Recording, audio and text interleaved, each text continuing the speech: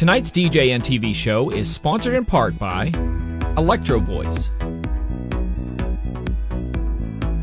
DJ Event Planner, ADJ,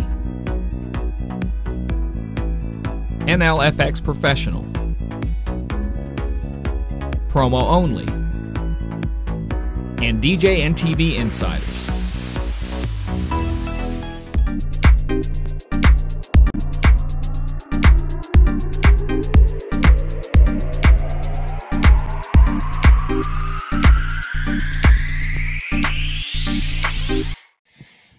What's up, my Good Vibe DJ tribe? Today on Disc Jockey News TV, I am interviewing the Passionate DJ podcast mastermind, David Micheal. If you are unfamiliar with the brand, it is so amazing. It is meant to inspire, entertain, and educate artists out there, DJs specifically.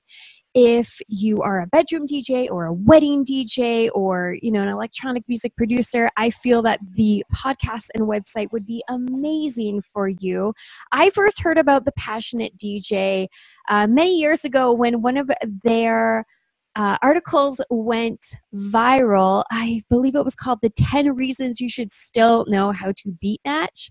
And it was funny because I think that article was a little bit older, and then a few months later it had gone viral, and then I fell down the rabbit hole of this website. I just went from article to article, and then the podcast came to be.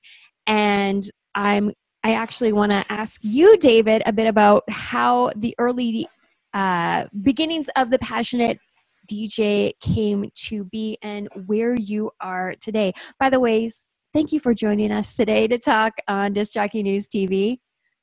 Absolutely. Thank you, my friend. It's great to be here and to be able to kind of talk about this. I'm not used to being on this side of the desk, yes. So it's kind of fun. Absolutely. So origins of Passionate DJ. It really started as kind of an experiment. It was a blog that I started, I would say, in my free time. I was working a full-time job and just wanted something to put some of my creative energy into. And I felt like, I wanted to experiment a little bit with, do I want to do some writing? Do I want to do some podcasting? Try out this content creator thing? And what do I feel passionate enough about to, topic-wise, to take and create shows about it and write articles about it and be constantly talking about it. And I picked a couple of topics and then I narrowed them down. And for me, it was car stuff, video game stuff, and DJ. And the one that I felt like I could contribute the most to was DJ. It was the one like I felt like I had the most to say and an empty niche to fill in that space. And so I came up with this concept of Passionate DJ to be sort of a place for really any kind of DJ, whether their aspirations are in the club or they want to, mobile DJ thing, if they want to create a business, if they, whatever their approach is, or if they just want to be a bedroom DJ and want to create mixes for their own consumption, whatever that case may be, I wanted to create a place for them to come and kind of find their family, if I can use the word, their community. And we tend to try to promote a lot of positive message, within our brand. So we talk about promoting a spirit of collaboration over competition, for example, or how to conduct yourself, from the perspective of etiquette behind the DJ booth. And we try to bring all these kind of different perspectives to the table.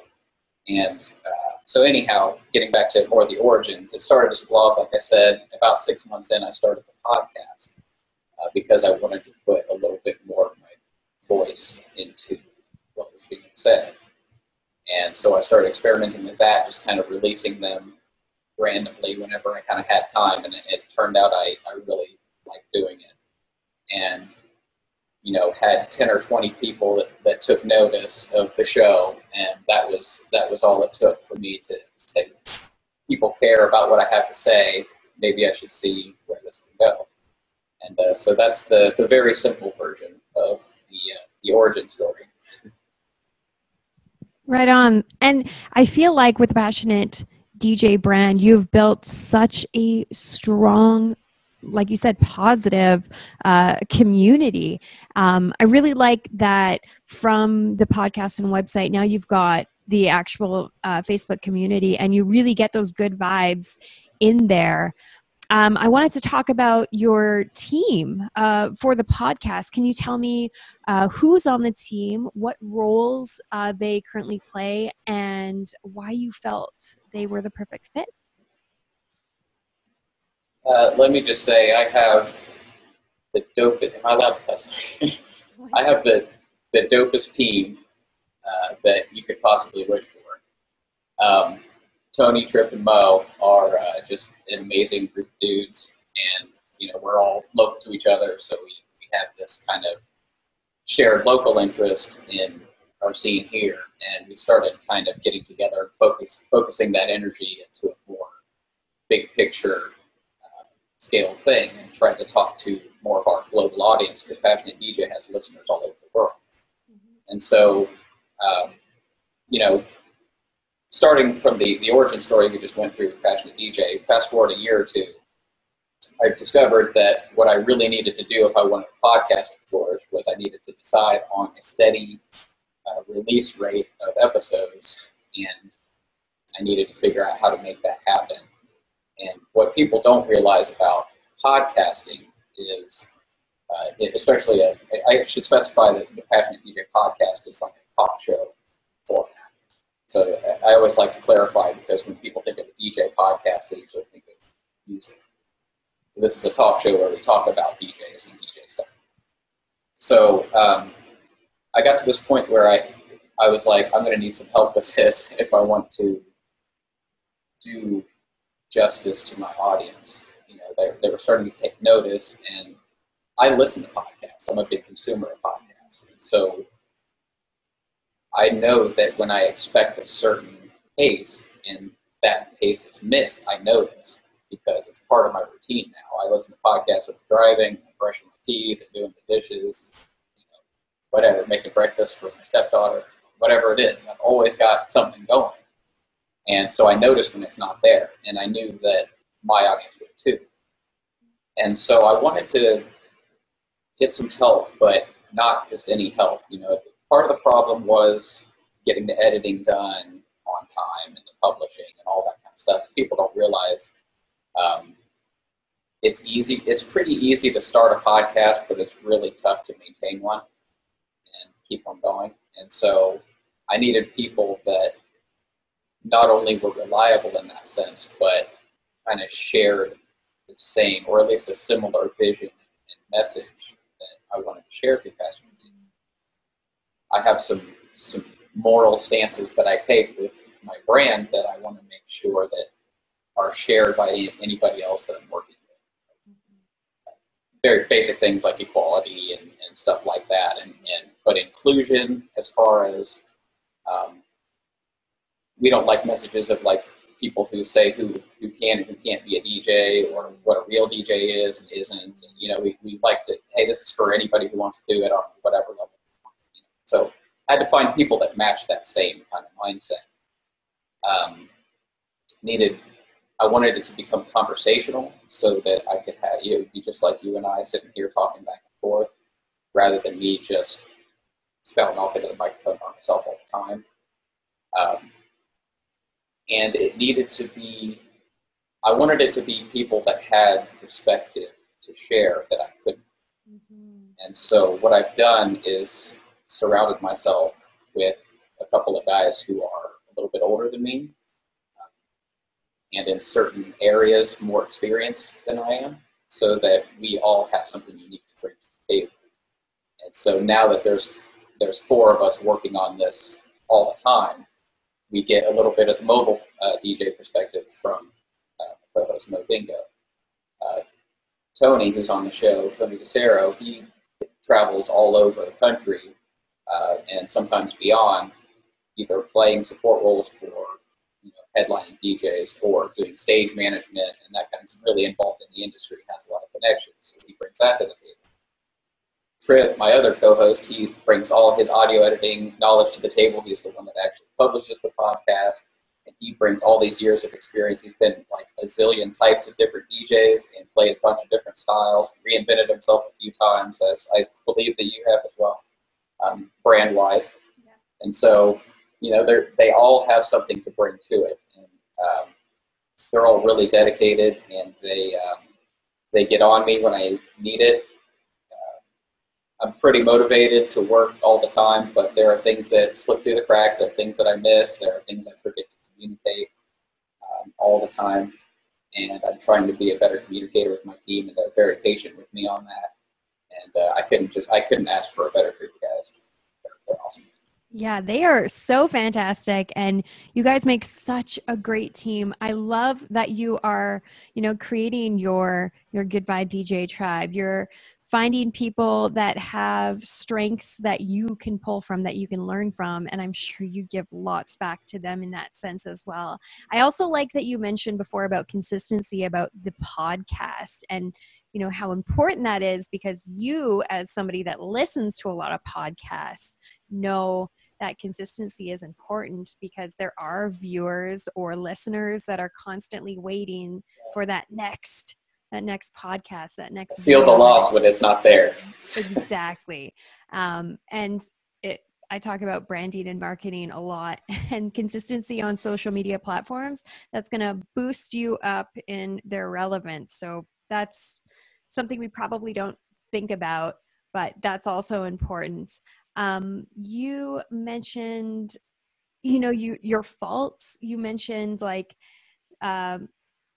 what you're aware of that you know you need to improve on or are working on. And I love that. I think that's so important, that we're aware of what's going on within our brand, within our life, within our skill set.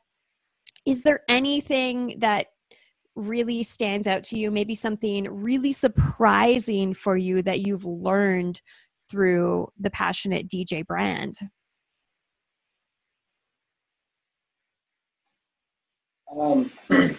Well, there are a lot of things that I've learned just because of one of the very first things I said, which is Passionate DJ started as an experiment.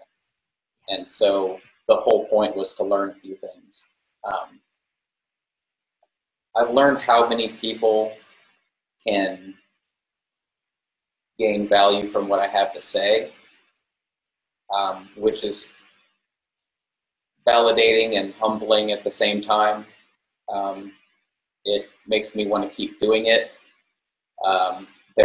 Speaking to the flaws, sometimes you deal with, what's known in the industry as imposter syndrome, which is where you say, who am I to be saying all these things, and why do people care what I have to say? I'm no expert. I'm just a guy word vomiting into a microphone. Like, why do people care?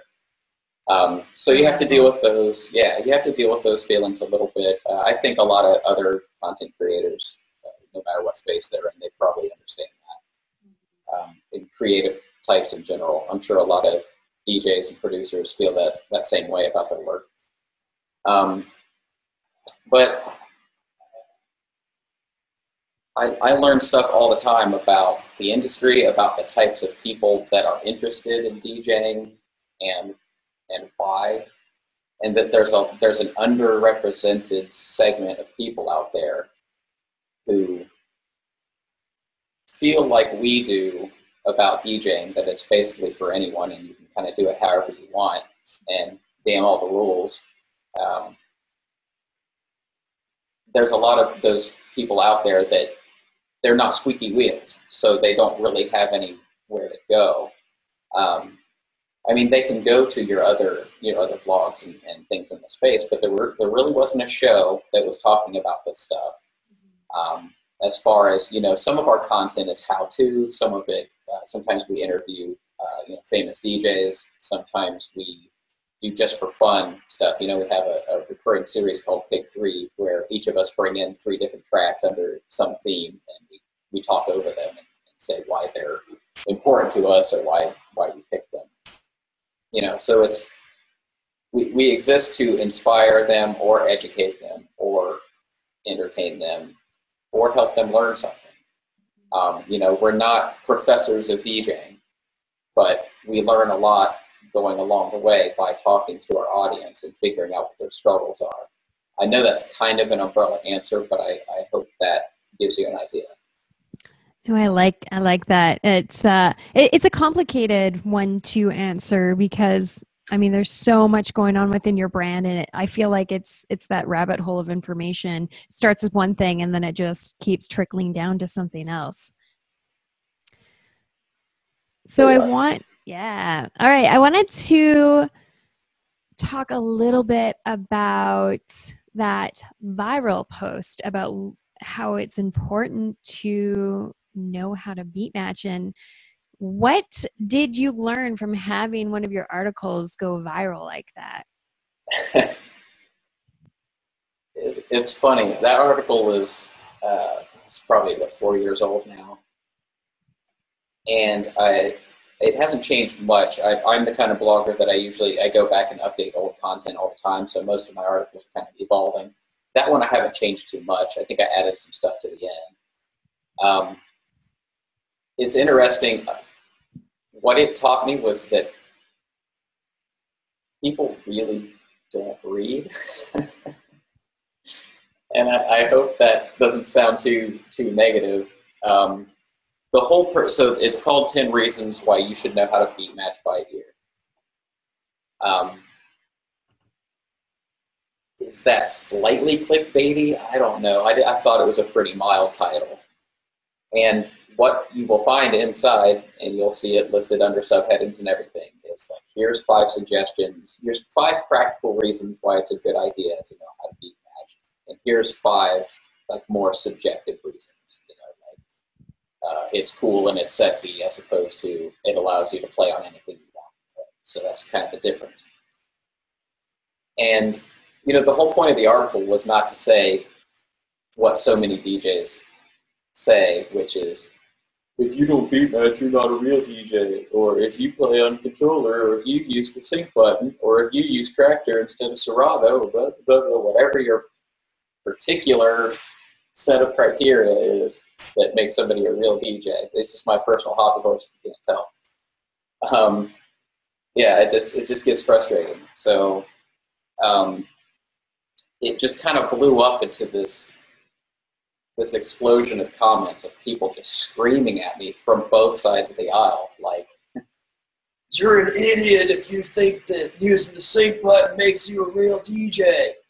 And then like the next one would be like, you're an idiot if you're a dinosaur if you don't use the sync button. And it's like, oh my God, I didn't make any of these points, guys. I'm saying why it would be useful. But at the same time, through all that, you know, when you sort through all the noise, what you end up with is a bunch of people that are less noisy, but they start replying in the comments and saying, actually, I was just saying it's a good idea. You kind of find your tribe within that of people who are just trying to have a reasonable conversation about it, even if they disagree. You know, and those people will stick around because they're the ones that want to have the conversation. So experiences like that teach me how to have a conversation and who is worth continuing that conversation with. You know, if somebody, we're the Passionate DJ podcast, but we don't want to be so passionate that all your brains just go out the window. Okay, so we take a very pragmatic approach to things, and I'm a very kind of logic-based person myself, and so I think that probably oozes into the brand a little bit. And so you have to learn how to figure out how to communicate with people who actually want to talk to you about it. Also, if I could throw in just a little side note, just because this was something that was mentioned on Facebook the other day and had me thinking about it. As an experiment, I wrote 2 almost identical articles. I think I've since combined them and we made a podcast episode out of it, but originally one was called The 5 Traits of Great DJs, and the other was called The 5 Traits of Awful DJs. And they were almost the same word count. They were outlined in the same kind of way, just one was positively written and one was negatively written. And I'll give you one guess as to which one got more attention. Not the one you want, right? So, and it wasn't, neither one was like bashing anybody. but it was interesting to see the difference in what got engagement between those two headlines. So trying to find the people that actually want to have the conversation, that's probably what I learned from those kind of viral experiences. I really like how you mentioned that people don't really read. I find that a lot. Someone will share an article before actually reading it, or they will be reading it, but they'll be thinking about what they want to say maybe in the comment section, so they can't really focus. You know, when you're like reading a book, but you're thinking about something in your mind, and 3 pages later, you're like, I don't even know what I just read. So I wonder if that's why the podcast, or just podcasts in general, seem to be so popular nowadays. Like, people are actually focusing on the words that are being said in these podcasts, and, you know, they're getting that tone of voice. So they're maybe taking in more of what you mean by the things that you're saying. Yeah. So with that being said, I'm super interested to know, what are the future goals for Passionate DJ? Oh man. I tell you, goals are a big topic of conversation between me and my team, with to an increasing degree. It started out kind of, hey, let's get together and record some stuff, and it's becoming, hey, we have something here. How do we take this to the next level? You know, part of what we're focused on right now, just in the interest of transparency, is monetization, making sure that the podcast can sustain itself. And I'm very transparent about that stuff, and I'm willing to talk about it on the show and on, in our social channels and stuff, about how we monetize and why. And so that's another topic of conversation that we often have, is like, in what ways can we monetize and still provide value to our listeners, and do it in a way that we feel happy, and we don't ever want to promote anybody that we don't believe in, and blah, blah, blah, all that kind of stuff. So, that kind of brand integrity is super important to us. So in some ways we're taking it slow, but I'm becoming increasingly aware of how much work my team does for this brand for free. And so I feel like I have a moral obligation to make sure that changes soon. Mm-hmm. So some of my focus is there. Another big focus is YouTube, because video is huge right now, bigger than ever. Mm-hmm. And I'm kind of having fun doing it anyway. I'm getting, doing hardware reviews and stuff like that now, where I hadn't really focused too much on that before. Now that we have a team who is just cranking this show out like clockwork, because they really are just a well-oiled machine now, we can start doing stuff like creating video content, playing with live streaming, and doing all that kind of stuff. So we're kind of, even though we're a little bit behind the curve on that, it's kind of an exciting new frontier for us, is video. We've talked about all kinds of different avenues. Do we want to go into courseware? Do we want to go into mentorship? Do we want to go into, creating documentaries or more bigger production video? There's a lot of things that are not pie in the sky goals, but are like just outside of the reach of this year, but we're kind of eyeballing, like, what do we want to do next? But I don't want to get too far into that conversation, because A, I don't know what that is, and B, I keep some of that secret. But I would say video, and also like more direct interaction with our listeners. You mentioned a while ago the Passionate DJ community on Facebook. That community is very young. It's just a Facebook group, and it's 2 maybe 3 months old, and it's growing by like 10 or 20 members every week, pretty organically, just because people go in there, help each other out. They want to talk about DJing. They want to show off their DJ gear. They have questions, and so it's been really fun to get more involved with the actual community and finding out who our listeners are. It's funny because, as I said, I'm a big podcast consumer, And so I understand this phenomenon that's happening to us now, where when people meet us in person for the first time, they thank us, and then they say, I know, they say something like, I know this is weird, but I listen to you for like 5 hours a month straight into my ears. I feel like I know you.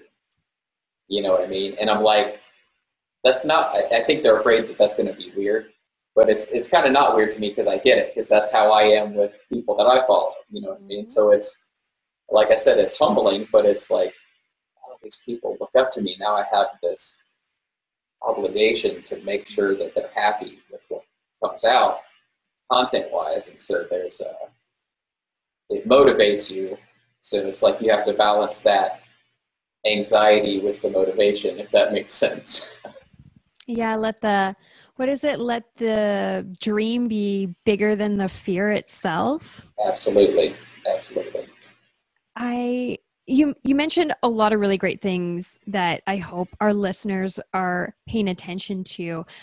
You're very aware of your brand, its authenticity, and what your morals are. And I think that's so important in any business, to make sure that whatever you're doing is in line with what your morals are, so that you can feel good about it. I like that you mentioned that you're going to be finding a way to monetize this. You are definitely adding value to a lot of people's lives. And I think it reminds me a lot of that Gary Vaynerchuk book, The Jab, Jab, Jab, Right Hook.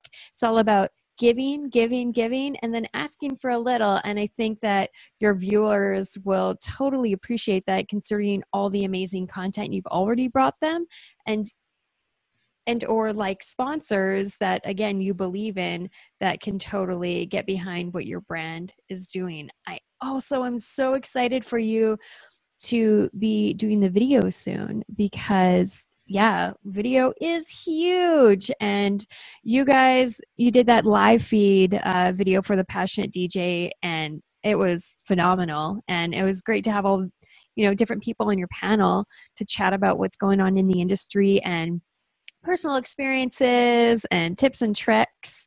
So I'm glad that you are continuing to expand. And I appreciate so much that you sat down with me today to talk about all of these exciting things, where you have come from, what direction you're headed, and where you are presently. I think you're doing such an amazing job, David, and you have such a fantastic team. So I'm so stoked.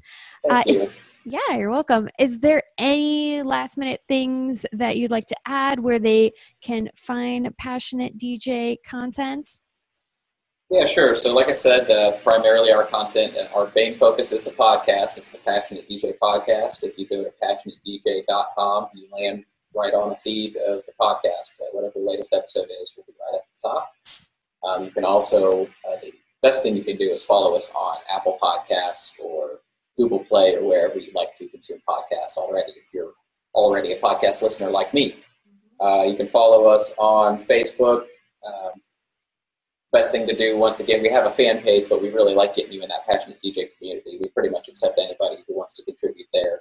It's a lot of fun. We'll greet you every week. We greet all the new members. So we look forward to seeing you in there. Instagram, at Passionate DJ. The only one that's different is Twitter. That's at DJ with Passion. We would love to have anybody on board who, whether, no matter what your level of skill, what your angle is, whether you're more of a business person, whether you're a club goer, whether you want to create mixes for yourself, you want to do live streams, you want to create a podcast of your own, or, a lot of our audience are not even DJs. We have a lot of people who just are into, we talk a lot about EDM and hip hop and drum and bass and all kinds of stuff, and some people just like catching those episodes. They like listening to the Big Threes and all that stuff. So we try to make it entertaining for everybody. We try to give a little bit of something for any kind of DJ. We would love to have you guys on board. Kilma, it was awesome being on the show today. You and I have been talking for a couple of years now and have built up a little friendship, I think. And I'm just honored that you asked me to be on the show and to be on this side of the desk. It was fun. Gives me some perspective on how to be a good interviewer myself. So thank you very much. Oh, my pleasure. And I've learned so much from listening to you interview other people. So thank you for being an inspiration and making this a heck of a lot easier for me. I appreciate it. No problem. So as always, if you guys have any personal questions yourself, hashtag Ask Kilma on Twitter, Instagram, and Facebook so I can answer your questions. And if there are any particular people in the industry that you'd like to see me interview, definitely get me in contact. Tag them with DiscJockeyNews.tv. And as always, don't let no one kill your vibe. Keep on spinning. Yeah.